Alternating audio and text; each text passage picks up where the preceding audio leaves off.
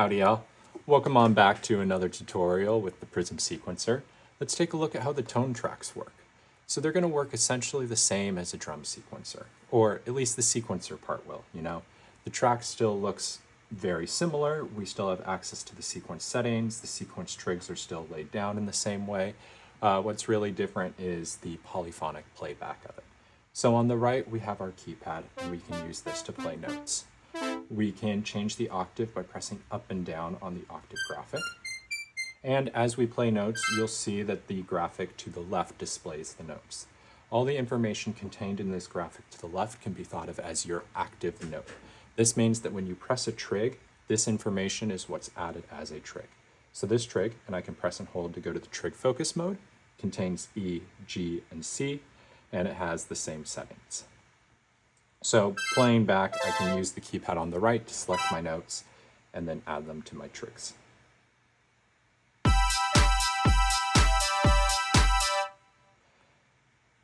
Because you're using an iPhone and a lot of the time you're going to have limited hands available to you and maybe only your thumbs, you have various options to help putting in polyphonic mode, adding multiple notes and using the polyphonic options.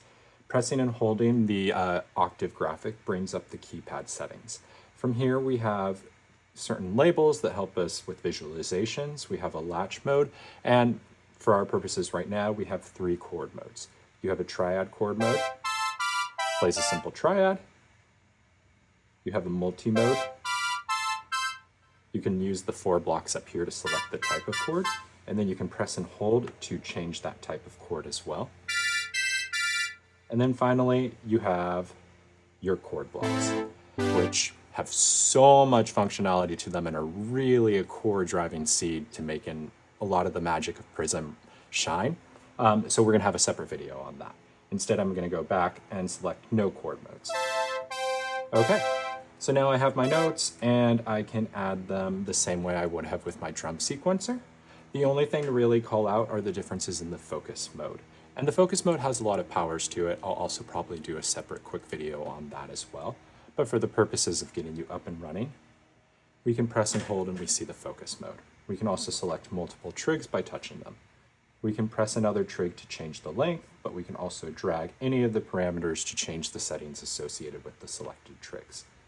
We can touch up and down on this graphic to raise the notes up and down a step, or we can use the keypad to edit the notes.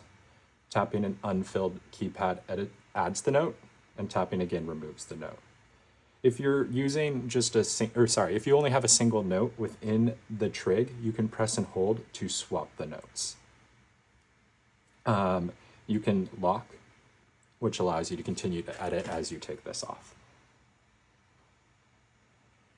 Okay, yeah, so I'll lay down some simple chords to see how all of this works. You know what, let's use the multi-menu.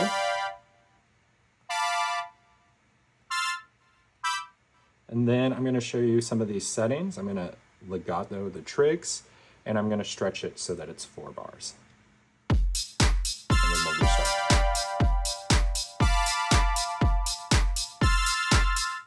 And that's how you lay down your chords, or your notes, or your melody, or your bass line, or whatever it is. And then from there, you're going to have all kinds of possibilities with fuse, arp, hue, slicer, harmonizer. I'm going to say it over and over again because it's all of that allows you to create these awesome interactions between multiple tracks that lets you take, you know, touching a screen to creating an emotionally charged musical experience for somebody. So I hope you learned something. Next time we'll take a look at, we'll probably take a look at the fuse menu. I think that's my favorite. See you next time.